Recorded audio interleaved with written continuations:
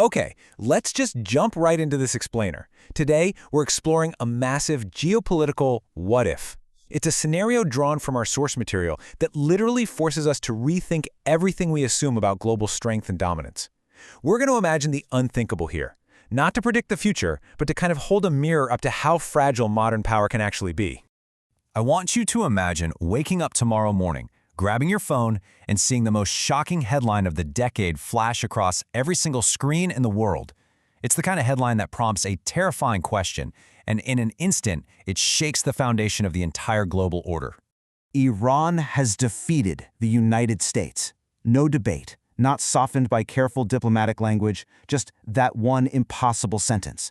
In this scenario, markets panic immediately. Governments scramble. Military analysts just absolutely freeze. Millions of people around the world stop exactly what they're doing and ask, how on earth could this even happen, and what does the world even look like after a moment like this? Which brings us to part one, redefining modern defeat. To really wrap our heads around this thought experiment, we actually have to throw out all our Hollywood assumptions about what power and defeat look like. You know, defeat today, it isn't about storming a beach or massive battlefield explosions. Not anymore. It's really about stretching an opponent way too thin across a digital, financial, and psychological landscape. It's trading physical military destruction for strategic overreach, economic exhaustion, and deep political division. So here is the absolute crucial point. In this scenario, Iran doesn't actually need to win in the old-fashioned sense.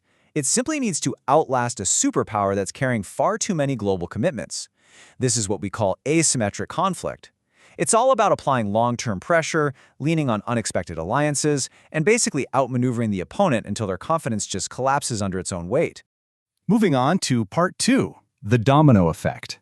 Because a superpower is literally carrying the weight of the world. Even the smallest misstep triggers a brutal chain reaction. It's like a giant row of dominoes. It progresses incredibly fast, from information warfare and cyber confusion, right into ally hesitation, and finally into massive international energy shocks. And just like that, the superpower is stretched incredibly thin. And check out the massive disconnect here. While Washington tries to project standard deterrence, moving military assets around, issuing stern warnings, the rest of the world is reacting very differently. Regional allies start quietly recalculating their own survival. Emergency sessions flood the UN, and nations start to seriously question if blind alignment with the superpower is actually worth the cost anymore.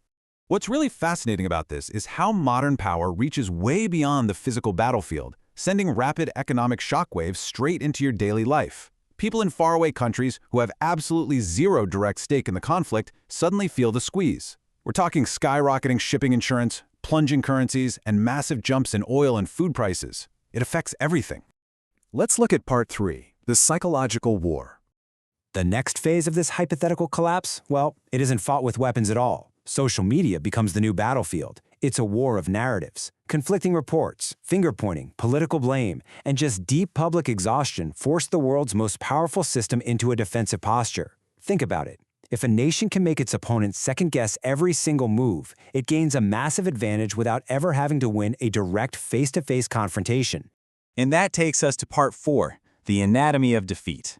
So what does this actually look like in practice? Well, it's a slow, highly visible chain of setbacks.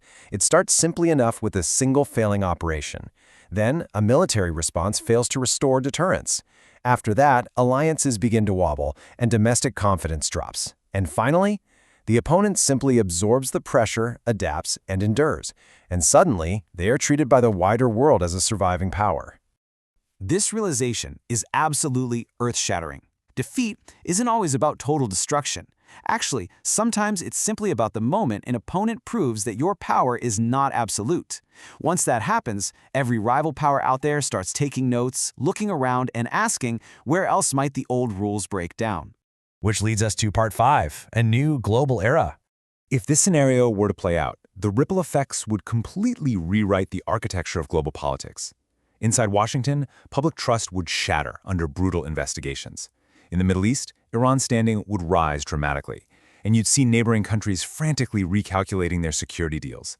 And globally, adversaries are instantly emboldened, while allies become much more cautious. The aura of invincibility is damaged in a way that no political speech can ever fix. But as we look at all these vast geopolitical shifts, we have to objectively remember that right behind these strategic charts and maps is a profound human cost. The emotional exhaustion, the fear, the intense disruption for soldiers, civilians, and emergency responders on all sides, these consequences are severe and they are totally impossible to control from a distance. Immediately following the conflict, the battle over the narrative kicks into high gear. Governments would be scrambling to frame the outcome before a military setback is permanently accepted by the public as a strategic decline. Some will call it a minor setback, others are going to call it a historic turning point. And in the modern age, that narrative war is just as critical as the physical one. When the dust finally settles, it's not just settling on a single contest, but potentially on the entire system of unipolar dominance. We wake up to a new, multipolar reality where those old post-Cold War assumptions of permanent control, they just vanish.